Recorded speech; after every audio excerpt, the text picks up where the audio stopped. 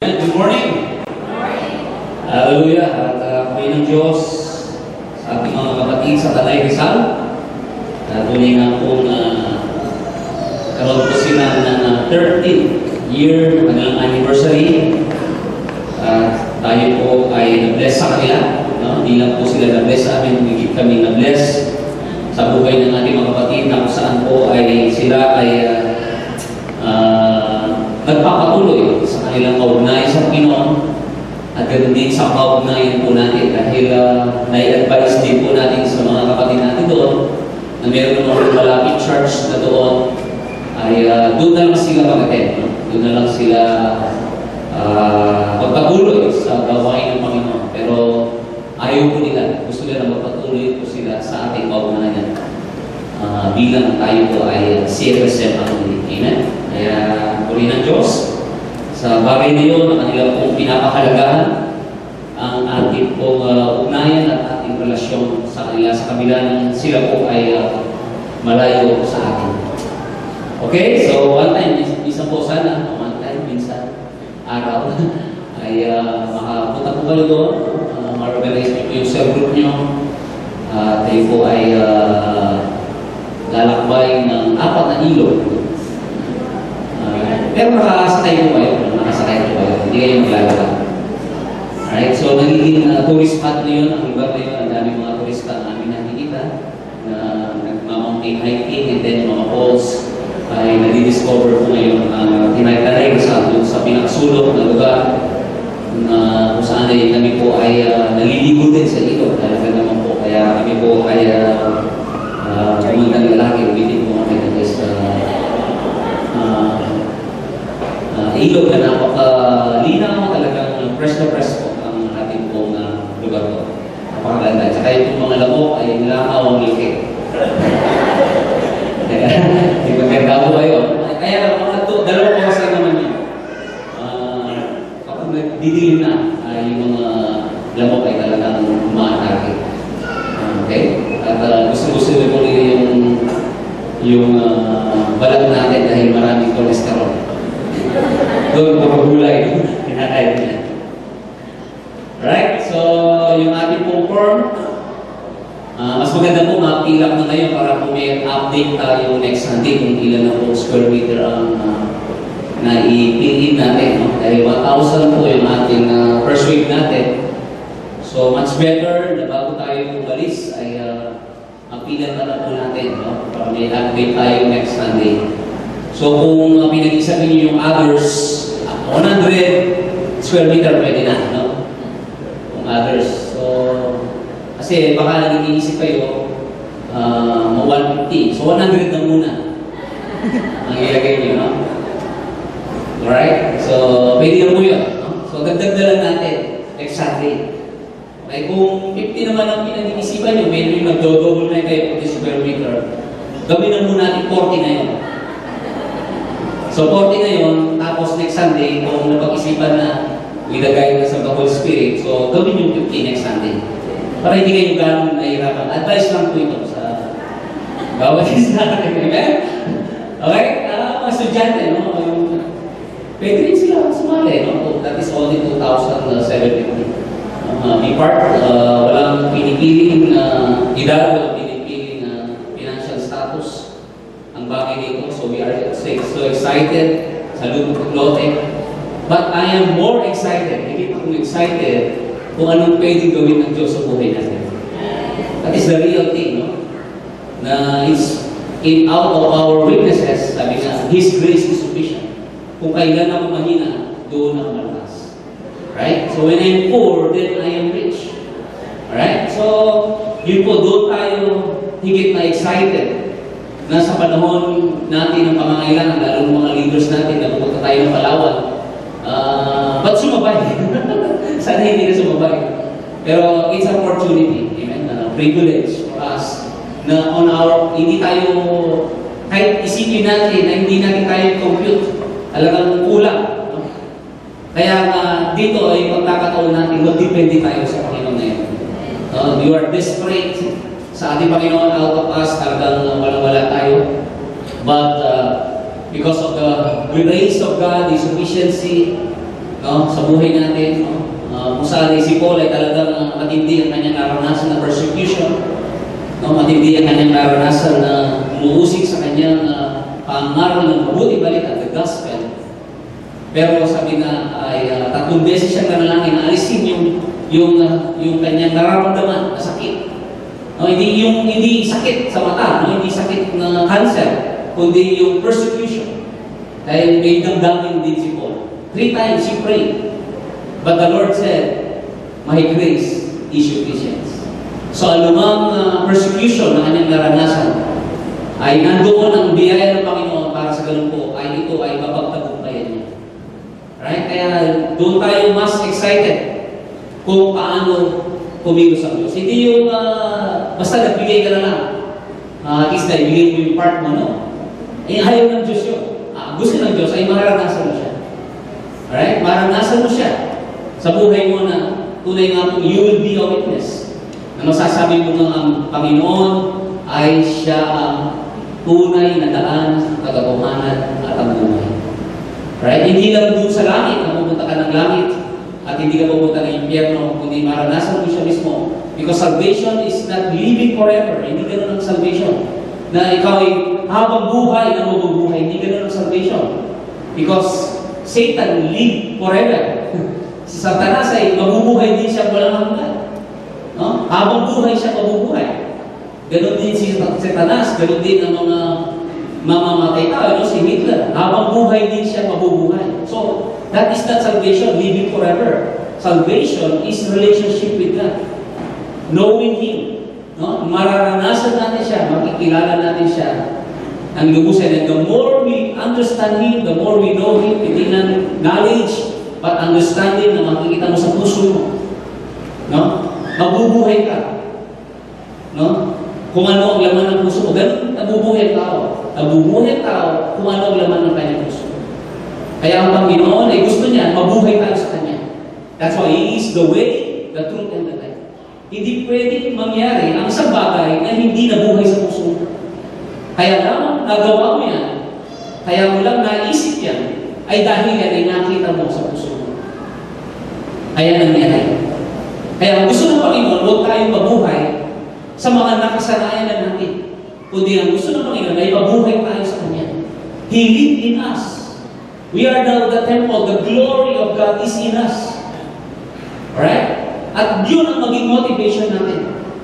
Alright? Yun ang maging buhay natin. Kung ano ang pagkakilala natin sa ating Panginoon.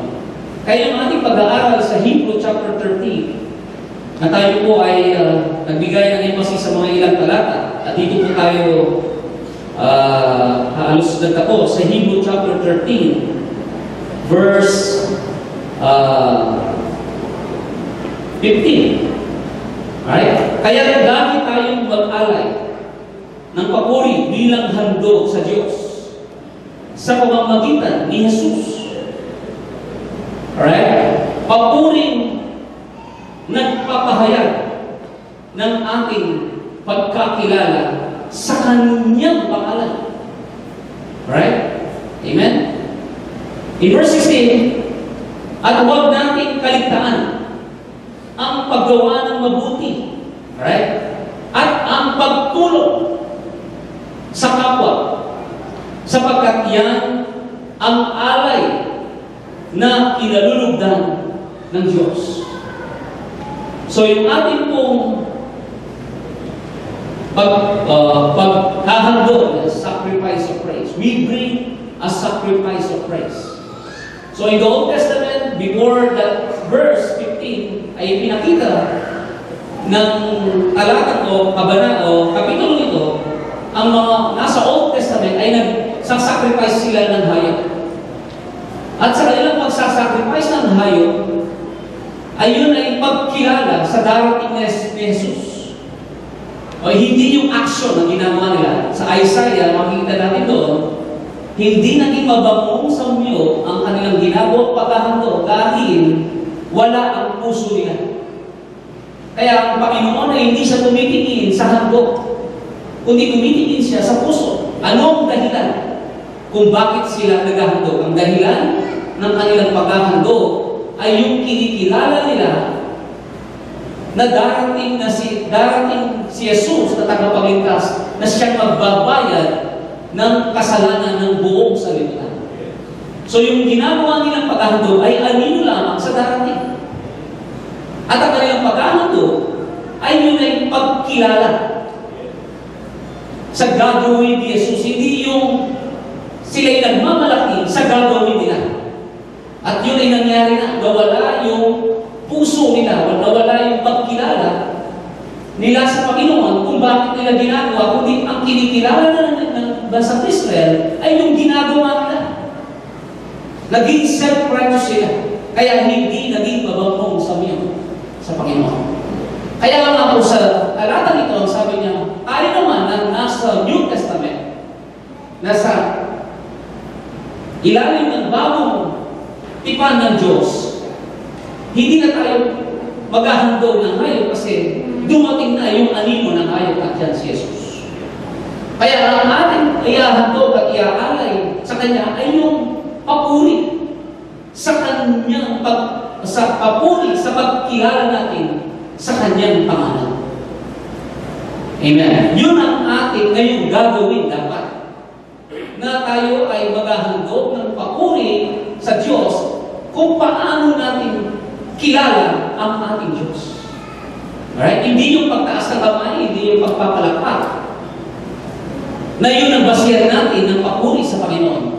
Kundi dapat ang basihan natin ng papuri sa Kanya ay yung kung sino ang Diyos sa buhay natin at kung ano ang binigay niya sa atin at ginawa niya sa atin. Yan po ang faith, acknowledging. Your faith will be effective. Philemon 1:6. Your faith will be effective by acknowledging. Okay? Kung ano ang Kanya ginawa at ibinigay sa atin. Yun ang pananampalataya na magiging epektibo. At ang pananampalataya ay hindi para kumilos ang Diyos, kundi makita mo ang mga ginawa na ng Diyos, given na grace. Ephesians 2:8, by grace, you were saved by grace. Ikaw at ako ay naligtas dahil sa kagandang ng Diyos, dahil sa Kanyang ginawa na.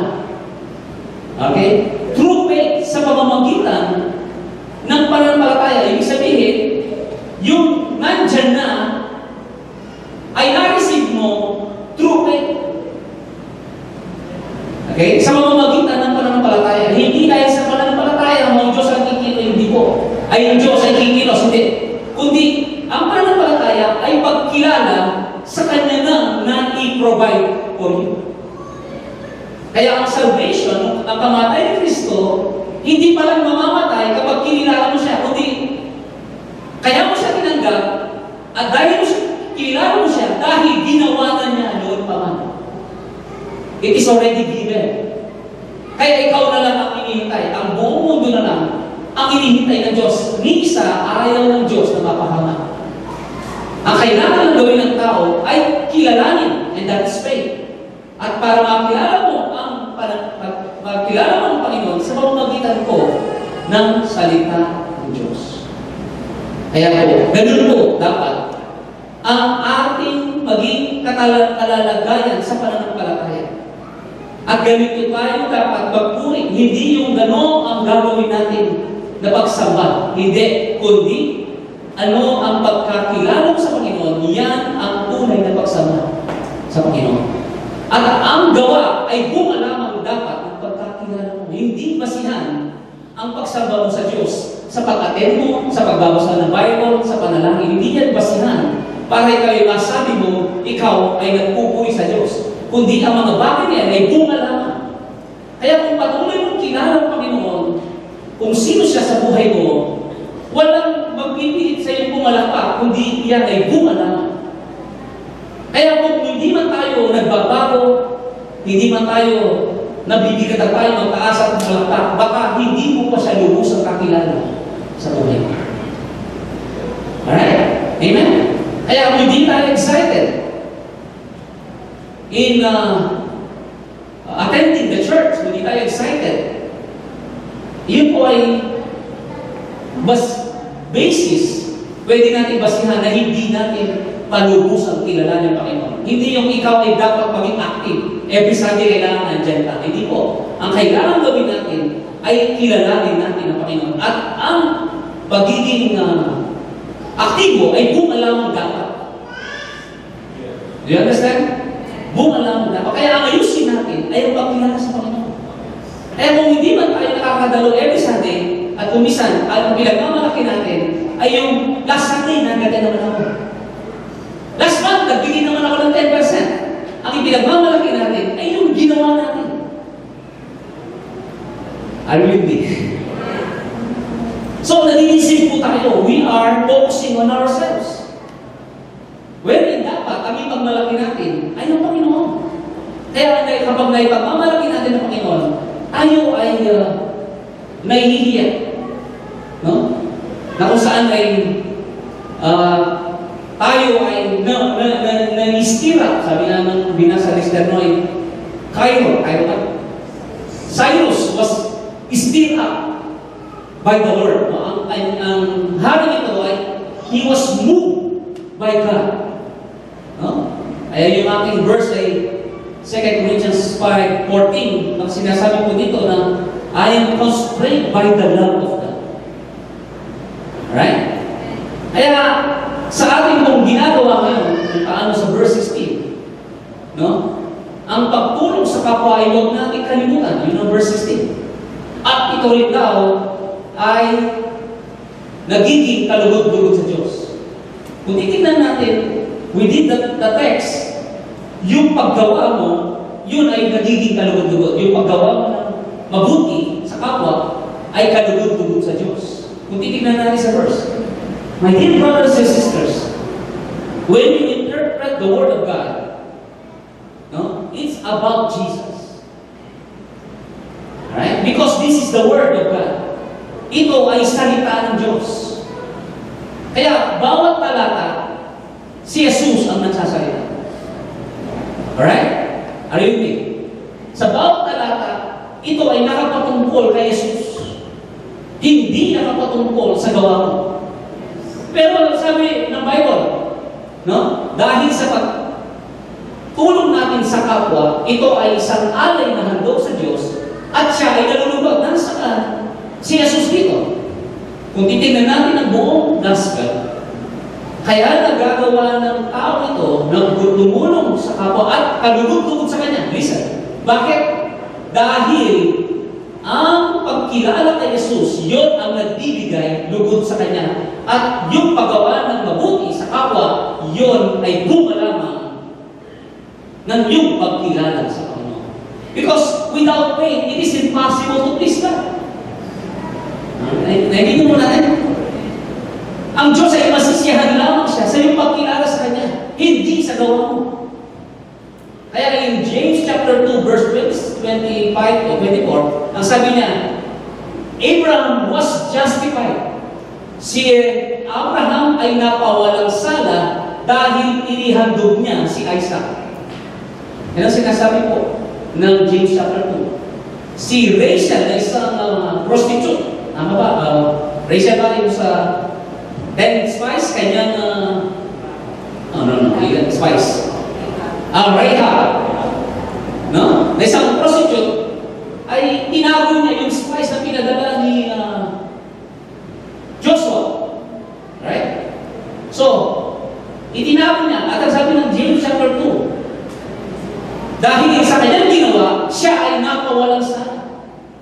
So, ibig sabihin, dahil sa kanyang gawa, ay napawalang sala siya. Dahil sa maghahandog ni Abraham kay Isaac, napawalang sala. Hindi po ganon ang ibig sabihin nun. Ang ibig sabihin, dahil sa pagkilala, because in Romans chapter 4, sinasabi ng Romans chapter 4, Abraham became righteous. No? Siya ay naging patuloy at siya ay na-justify, napawalang sala dahil sa kanyang pananampalataya. Anong ibig sabihin ng James chapter 2? Ang ibig sabihin nun, yung pagkilala niya sa Diyos ng pananampalataya ni Abraham ay nagbunga na ihandog niya si Isaac. Kaya walang contradiction. In Romans chapter 4 and James chapter 2, hindi sila pagdating. Kasi sa Romans chapter 4, faith ang walang sala kay Abraham at si James, ang in-emphasize niya, kailangan ang pananampalataya ay may bunga katulad ni Abraham sa kanyang pananampalataya, Romans chapter 4, namunga ng paghahandog kay Isaac. Kaya hindi sila pagtutik, kundi sila ay inter-complementary or interlinked. They don't contradict each other kung naka-base ka doon na ang Panginoon ang sa kanyang salita ay hindi base sa ating karanasan, kundi base sa kabutihan at pag-ibig ng Diyos. Palpakan natin ang Panginoon. Alright? So, sa pagkakawagawa o pagtulong sa ating kapwa, no? Ngayon ay mayroon tayong project. Ayan ay makikita rin natin yan sa Galatians chapter 6, verse 10. No? Tingnan natin sige. Galatians chapter 6, verse 10. Kaya nga, sa lahat ng pagkakataon, ay gumawa tayo ng mabuti sa lahat ng tao. Lalo na sa mga kapatid natin sa pananampalataya. Lalo na sa ating mga kapwa pananampalataya. Lahat ng tao, yes, tumulong tayo, pero higit na in-emphasize na tayo po ay tumulong sa ating kapananampalataya. At yan po ang ating kapulungan, ang ating church. Alright? So, ito daw ay sa lahat ng pagkakataon. In all season. Hindi yung season and out of season. Or, yes, tama. Season and out of season. Ito ba yung napapanahon at hindi napapanahon? Sa lahat ng pagkakataon, tayo daw ay tumulong. Amin po ba? Alright? Nandiyan ba tayo? Ngayon, sa pagtulong natin, hindi yung dahil may pangangailangan. Hindi dahil sa needs, kaya tayo tutulong. Kapag gano'n ang ating focus dahil sa needs, dahil tayo tutulong, eventually, tayo po ay mabibigatan. Dahil ang needs ay hindi nawawala. Tama ba yan? Yung needs hindi nawawala. Pagkatapos ng lupa, kailangan ng building. Amen. Alright? Kaya ang basis natin ay yung ating pagkilala sa Panginoon. Kaya mas excited ako sa pagkilos ng Diyos sa buhay namin. Amen? Na kung saan ang 5.5 billion ay hindi mo madali. Amen. At ako po, iniisip ko na yung building. Hindi yung 5.5. Alright? So, pagkatapos ng 5.5, definitely, we need what? 10 million. We need more than 5.5 million sa kailangan.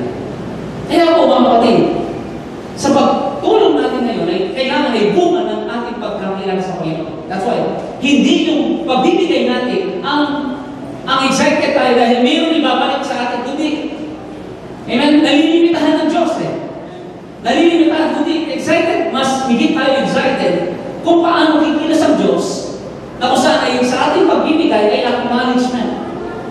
Alright? So, ang ating pagbibigay, it is a tangible. Ito ay tangible. Ano yung isang tangible? Nahawakan at nakikitang pasasalamat sa Diyos. When we give, it is a tangible acknowledgement and thanksgiving with God. Ito ay isang yung tangible. No? Nahawakan, nakikita ng mata. Ito ngayon ang pagbibigay, ito ay tangible acknowledgement. Kasi yung praising, it's from the heart. Right? It is from the heart. No? When we worship and praise Him, no? It is from the heart. But giving is a tangible. Ito po ay material na bagay na pasasalamat natin sa Panginoon. Alright? Amen? At kung paano ngayon natin mararanasan na higit pa sa ating iniisip, higit pa sa ating iniisip. Kaya, mga kapatid, tayo ay magpuri sa Kanya kung ano ang pagkakilala natin sa Kanyang pangalan. Kaya po, hindi ko sinasabing hindi maganda, pero meron mas maganda na huwag tayo magpuri sa Panginoon na bibigyan natin yung blessing natin. Bilangin yung blessing mo. Maraming dahilan. Come, your blessing. You can worship God. That is all by sight. Ang papuri mo sa Panginoon ay ipapakilala mo sa mundo. Kaya kung maraming mga Kristiyano na kapag may problema na, hindi makapagpuri sa Panginoon. Alright? So magpuri tayo sa Diyos. Season and out of season. We give season and out of season. Kasi nagbibigay tayo, nagpupuri tayo kung sino siya at siya hindi nagbabago siya noon, ngayon at magpakailanman. Kaya hindi itigil ang papuri mo sa Panginoon dahil nakasalalay sa Kanya kung bakit ka nagpupuri, hindi sa mga material na bagay kung bakit ka nagpupuri. Amen po ba? Kaya, and all these things shall be added unto you. Right? Kaya may mga iba't ibang klaseng pamamaraan.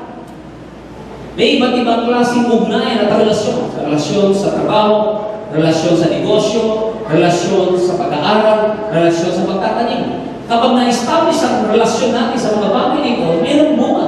So pwede akong makinabang sa pagtatanim, pwede akong makinabang sa negosyo, pwede akong makinabang sa pagtatrabaho. Hindi pwede sabihin na ng negosyo, ay mag-negosyo ka na lang sa nagtatrabaho, hindi po. So iba't ibang pamamaraan. Alright?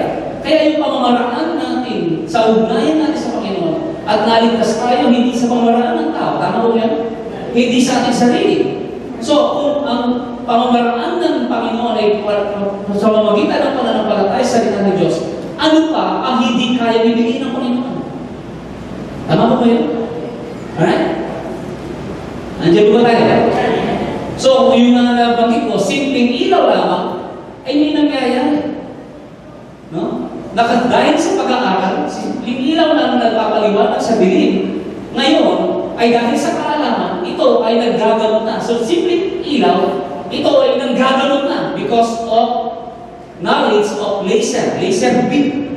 Sa mamagitan ng laser, na simpleng ilaw, na ito ay kinonsentrate, ngayon ay nagpapagaling. Bili mo, isipin mo na dating ilaw lang ngayon ay ginagamit para ang isang tao ay gumaling.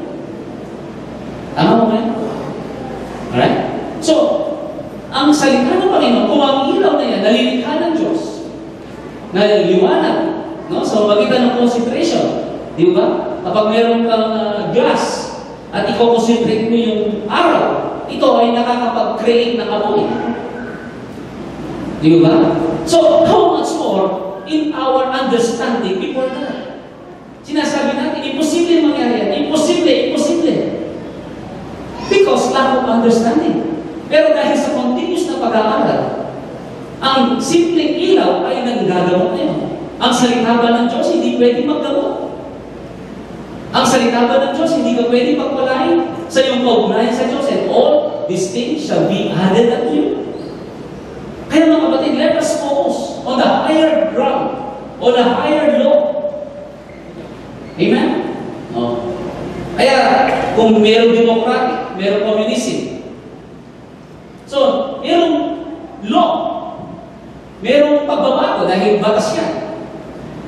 Tama mo ba yan? Na ang isang kriminal ay pwede mabago dahil sa batas. Makakugulong siya, i-correct siya. Right? At ang isang tao ay hindi niya gagawin ng masama dahil may batas.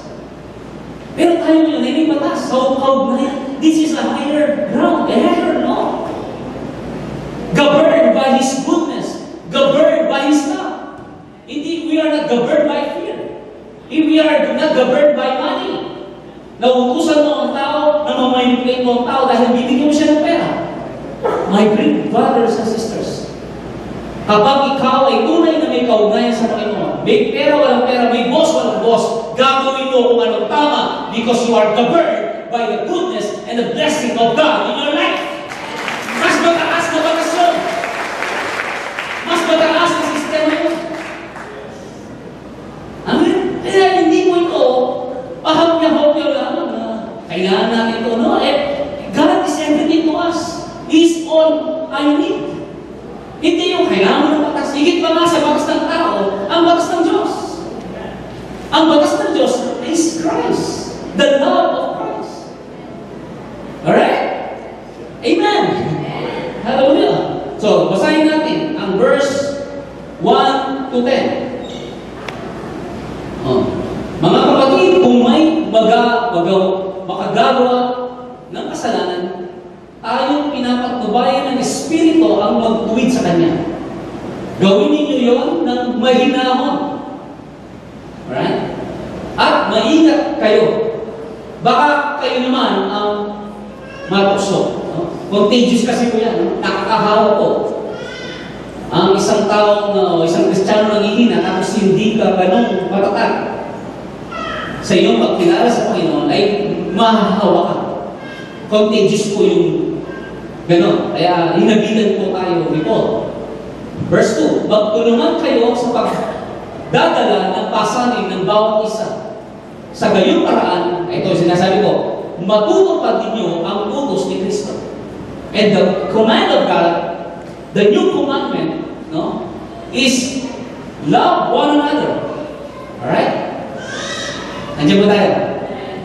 Mahirap gawin yung love God with all your heart, with all your mind. Mahirap gawin yun. With all your mind, with all your heart, with all your strength. Love God. That is the greatest commandment. Sinasabi ng Bible. Tama mo ba yun? Because before cross, bago ang cross, mayroong pang batas.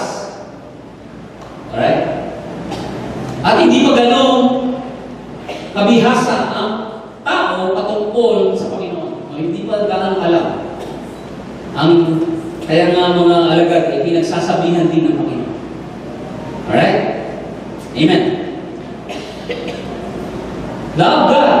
Second, ano ba sinasabi? Love your neighbor as yourself. So, kung mahal mo ang iyong sarili, kaya ganun mo din mahal ang iyong ako. Kaya ang nangyayari po ngayon, kung ano yung pagkakilala mo sa sarili mo, yun ang reaction mo sa tao. Alright?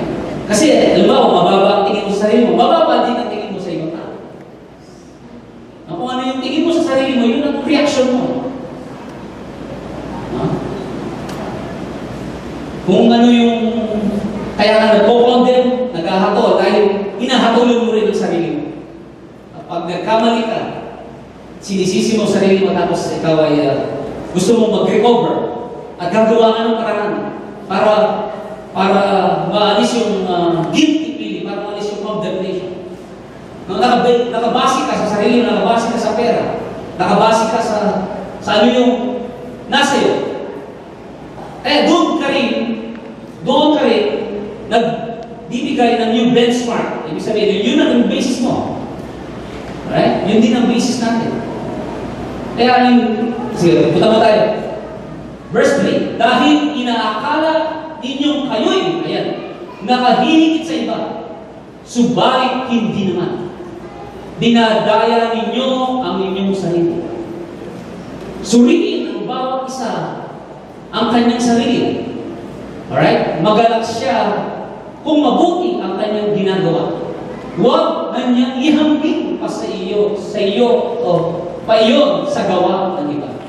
Yun ang nangyayari. We compare ourselves to people. Alright? Kaya yung nabanggit kanina sa mga announcement natin, sa mga kapatid natin, ay basta gawin natin kung ano yung part natin. Right? Kung ano yung conviction natin o yung relationship natin sa Panginoon. Pero ginagayad kayo ngayon ng leader, ginagayad namin kayo, o ginagayad ng bawat isa sa atin, na hindi yung sarili natin gusto. Yung sarili natin, kaya mayroong Bible for enlighten us. Kung ano yung purpose ng Lord, at kung anong dapat nakalalagay ng puso natin, hindi yung gusto natin. Andiyan mo ba tayo? Amen. Right? So, dito po, sinasabi ko po ngayon sa inyo, sa salita ng Panginoon, that the new commandment is love one another as I have loved you. Yan ang sinasabi ng 1 John chapter 2. This new commandment is not new. Hindi naman talaga new yun. Hindi lang alam ng tao ang patungkol sa pag-ibig ng Diyos sa tao. Kaya nga, there is a mystery in Colossians chapter 1 verse 21 that there is a mystery that was not revealed before. Hindi ito inaipahayag o hindi inahayag sa tao noon, pero hindi ibig sabihin hindi inayag ng Diyos, kundi hindi lang alam ng Diyos o ng tao.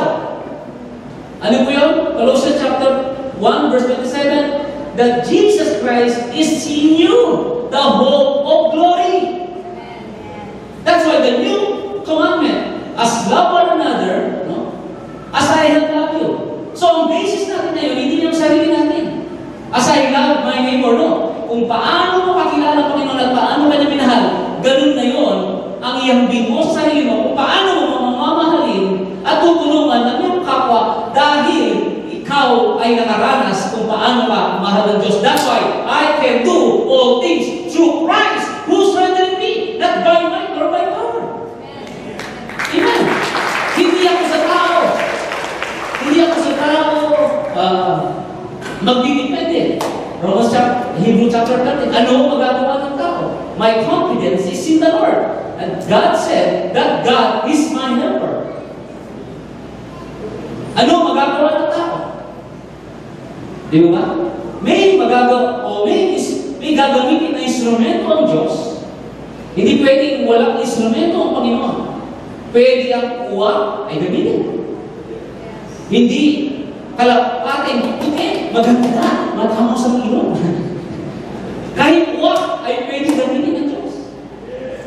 Kahit ang ketongin ay pwede gamitin ng Diyos, gagamit ng Diyos. Tama. At kung sino mang gagamitin ng Diyos para sa iyo, hindi siya magpo-complain. Because he was guided and convicted by the Holy Spirit. Amen ba? Kaya kung tayo ay magpapagamit sa project na ito, at the end of the day, wala pong dapat magmamalaki. Ay, magbigay mo mas marami kaysa sa kanya. Hindi mo. Amen? Kung tayo ay kilala natin ang Panginoon, higit pa sa makakaya natin. Katulad mo ng magmamagin ni Brother Saul, na kung saan ay out of their poverty. Hindi natin dapat i-ambing natin sarili. Ay, ako, kawawa ako, wala akong trabaho, wala akong business. Yung pupusing na kung saan ay isang siyang balo ay binigay niya. Bakit? Kinikilala niya ang Diyos na siya ang buhay niya. Ang Diyos ang buhay niya, hindi yung pera. Kaya sabi ng Bible, buong buhay niya yung binigay niya. Hindi yung tira.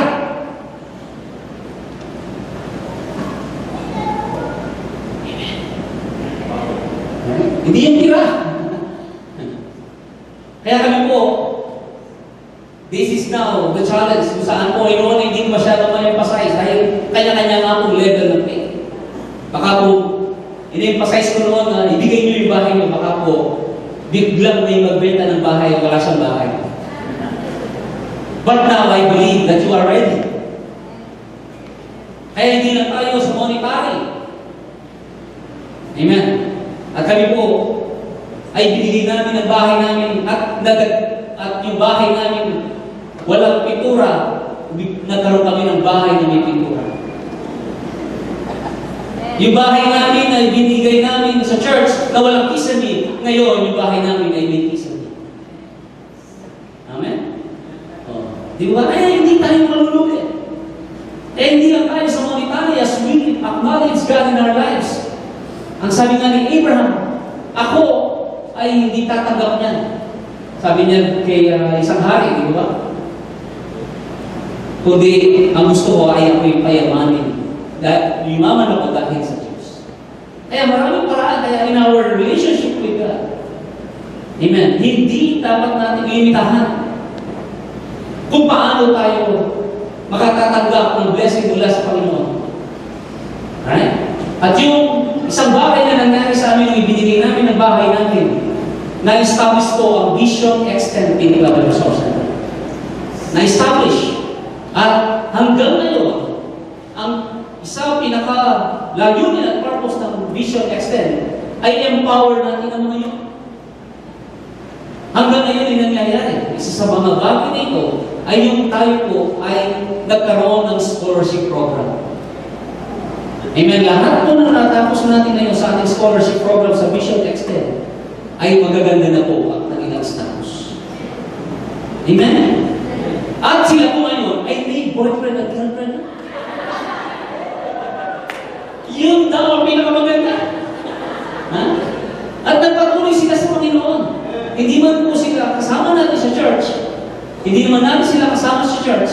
Tinulungan natin sila. Hindi that because they are born again. Because of the love of God. Kaya yung halos bibenta namin, more than 50% ay napunta po sa pag-establish natin ng mission extent. At hindi lang po boyfriend-girlfriend na sila ngayon. Ang isa pang pinakamas maganda, yung ating napaaral, sila na ngayon ang nagpapaaral. Nasa pamumuno po ni Sir Francis, na na-organize. Hanggang ngayon ay meron tayo pinapaaral. Tama? O, tama. Right? Nandiyan po tayo? Kaya po, purihin ng Panginoon na kung saan po ay tumingin tayo sa pananampalataya, the things that are unseen. Alright? Amen? Palapalan po lang na natin kagad Diyos. So, hallelujah. Huwag na nakikilimitahan ng Panginoon. Amen?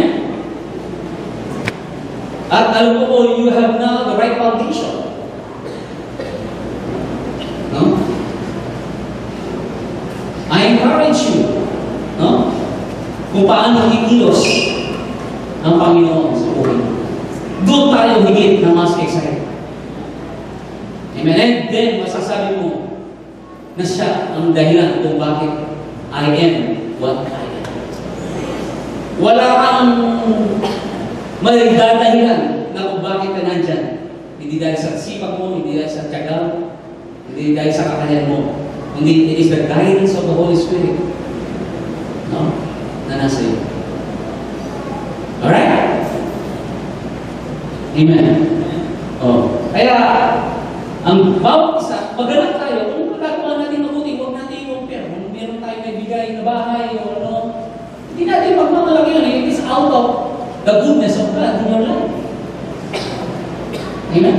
Oh. Hindi natin ipagmamalaki. Kundi higit natin yung pinagmamalaki ay yung binigay ng Panginoon ng kanyang buhay para sa atin. Kaya hindi tayo pwedeng mamangka sa dalawang ilog. Kaya dito po, tingnan nyo, sapagkat ang pananagutan ng bawat isa ay ang kanyang sariling gawain. So you are accountable. Huwag natin i-blame ang iba. No? Ano man ang kanilang suporta, whatever, don't blame or hindi tayo dapat magturuan. Kundi kung ano man ang ginawa natin, meron tayong consequence doon. May bunga kung ano man ang ginagawa natin. Alright? Verse 6, dapat bahaginan ng lahat ng mga pagpapalang tinatabasa ng mga tinuturuan ng mga nagtuturo ng salita ng Diyos. So, naliwanagan na po natin ito, o napaliwanagan po, na-emphasize na rin natin ito, na kung saan po, kung bibigyan man natin o ano tinatabasa natin sa mga nagtuturo ng salita ng Panginoon, ay pagkilala yun sa Panginoon. Hindi dahil sa needs ng pastor. Ito'y bunga rin, dapat. Na you acknowledge that you receive life, the bread of life. You receive enlightenment through the pastor. Amen? You acknowledge it. At ang pastor nun, ang nagtuturo, ay lalo siya mas may empower. Kasi ibig sabihin, ng mga tinuturuan niya, ay nabibless sila. Na-enlighten sila. At kinikilala nila na ang salita ng Panginoon ay higit sa ginto at higit pa sa diamond. Amen? Hindi ito dahil kailangan, hindi po obligasyon ito, kundi yan ay bunga din ng ating kaugnayan sa ating Panginoon. Kaya nga yung Hebrews chapter 13, verse 17, kung hindi kayo susunod sa kanila, sila ay madi-discourage, mag-grade. At ito ay hindi makakabuti sa inyo. Kasi kapag puno ako ng galit, puno ako ng sama ng loob, hindi ito makakabuti sa ating lahat. Amen po ba? Amen po ba? Dahil lalabas sa akin yung sama ng loob, hindi pag-ibig ng Diyos. Right? Kaya, nagtulungan tayo. At tayo nagtutulungan sa ating kaugnayan sa Panginoon. At bunga lamang na tayo ay nagiging kagamit-gamit sa bawat isa. Alright? Amen? So, verse 7. Tignan natin ang verse 7. Huwag ninyong akalain madadayan ninyo ang Diyos. Kung ano ang itinanim ng tao, yun din ang kanyang aaninin. Ang sumusunod sa na nasa kanyang laman ay mag-aani ng kapalpakan. Ngunit ang sumusunod naman sa Espiritu ay mag-aani ng buhay na walang hanggan. Kaya huwag tayo magsawa sa paggawa ng mabuti. Pagdating ng takdang panahon tayo ay aani kung hindi tayo magsasawa. So we cannot mock God. Hindi natin malililang ang Diyos. Pwede natin lilangin ang tao sa negosyo, sa trabaho, sa pag-aaral, no, sa pagtatanim. Pwede natin lilangin ang plantation, no? Marami tayong pwedeng gawin. Kaya kung minsan ang bunga ng ating tanim ay hindi ganun kaganda dahil dinaya natin. Alright? Yung ating status na ikaw ay sa yung transcript, press. Pero kapag sineros mo, uno. Ano? Kapag sineros, bago na, no? Di ba? Nagtapos ka lang ng industrial engineering. Paglabas sa Xerox. Accounting, ano na yan? Pwede natin madaya ang sistema. Di ba? But we cannot mock God. So kung anong laman ng puso, yun. Kaya if we motivated by natural things, if we are motivated by natural, by flesh, by sight, at the end of the day, hindi tayo makikinabang kapalmakan ang mangyayari sa atin. Alright? Nandiyan ba tayo? Alam ng Diyos. No? At alam mo rin yan. At alam mo rin yan. Na kung ano ang dahilan ng aking pagtatanim, ito ba'y bunga ng aking self-interest? Kaya ako nagtatrabaho dahil sa pera. Alam ng Panginoon. Kaya at the end of the day, ay nagbubunga ito ng kapamakan. Kaya lahat ng nagtatrabaho, halos gusto nang mag-retire. Una, 3 months, 5 months, ganda ng kumpanya. After 5 years, complain. That is flesh. At the end of the day, wala nang perfect ang kumpanya eh. Kaya kapag tayo yung mga anak ng Diyos, motivated by the love of God, hindi man kaya ibigay ng kumpanya dahil hindi lahat ay pwede ibigay ng kumpanya. Ano ko ba yun? Kung pwede lang, kung bibigay lahat ng kailangan ng kumpanya, magsasara na. Kasi there is expansion eh. Kaya in business or in a corporation, there is another expenses. Kapag na-establish, there is another expenses. Kaya kapag tayong Kristiyanong empleyado, higit tayong dapat blessing sa mga kumpanya natin. Kagaya ni Joseph. Ano man ang hawakan niya, ay siya po ay nagiging asset doon sa lugar ni Potiphar. Nakikinabang ang Potiphar. Ay, nakikinabang siya. Amen? Sa inyo, sa akin. Because of the love of God. Because of the goodness of God. Amen? Hindi yung kapag maganda mo pa niya, okay ka na. Kapag mayroon kang ugnayan sa Diyos, nasaan ka man, ikaw ay hindi pababayaan ng Diyos. Basta ito ay kalooban. Perfect will of God. Amen? Hindi kaya ibigay ng tao ang lahat ng iyong pangangailangan, but God will supply all your needs. Amen? Ayun. Kung kumpanya ang asahan nyo, that is flesh. Hanggang doon lang. Pero ang Diyos ay unlimited. All these things shall be added unto you. Amen? With God, all things are possible.